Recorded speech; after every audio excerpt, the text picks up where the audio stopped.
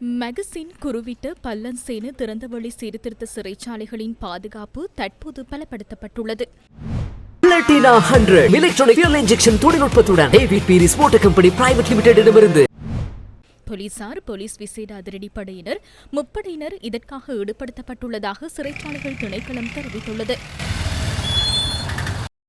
இதனிடையே நேற்று முன்தினம் நள்ளிரவு புதிய மகசின் சிறைச்சாலையின் கைதிகளுக்கிடையே ஏற்பட்ட அமைதியின்மையினால் காயமடைந்து 11 கைதிகள் சிறைச்சாலை வைத்தியசாலையில் அனுமதிக்கப்பட்டுள்ளனர்.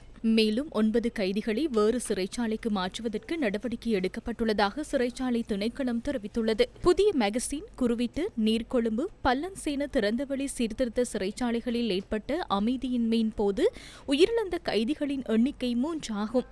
காயமடைந்தவர்களின் எண்ணிக்கை 60 அண்மித்துள்ளது.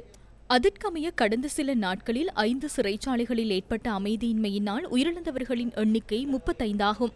காயமடைந்தவர்களின் எண்ணிக்கை 150க்கும் அதிகமாகும்.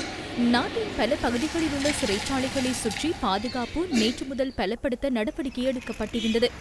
இதனிடையே சிறை கைதிகளின் நலன்புரி மற்றும் பாதுகாப்புக்காக நாட்டில் உள்ள 33 சிறைச்சாலைகளுக்கும் தனித்தனியாக குழுக்களை அமைப்பதற்கு தீர்மானிக்கப்பட்டுள்ளது. அந்த குழுக்களூடாக சிறைச்சாலைகள் சார்ந்த வகையில் ஏற்படக்கூடிய எந்தவொரு சூழ்நிலையையும் எதிர்கொள்வதற்கு தேவையான நடவடிக்கைகள் கண்டறியப்பட உள்ளன.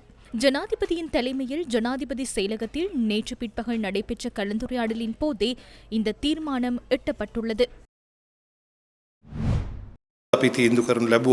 ஒவ்வொரு சிறைச்சாலையிலும் ஒன்றிணைந்த செயல்முறையை உருவாக்க நாங்கள் தீர்மானித்துள்ளோம். சிறைச்சாலை சேவை, போலீஸ், விசேட அதிரடிப்படை மற்றும் தேவை ஏற்படின் முப்படைகளின் ஒத்துழைப்புடன் ஒன்றிணைந்த ரேபிட் ரெஸ்பான்ஸ் யூனிட்டினை செயற்படுத்த தீர்மானித்துள்ளோம். கைதிகளின் பாதுகாப்பு தொடர்பாக அவசர நிலைமைகளின் போது செயற்படுவதே இதன் முக்கிய எதிர்பார்ப்பாகும்.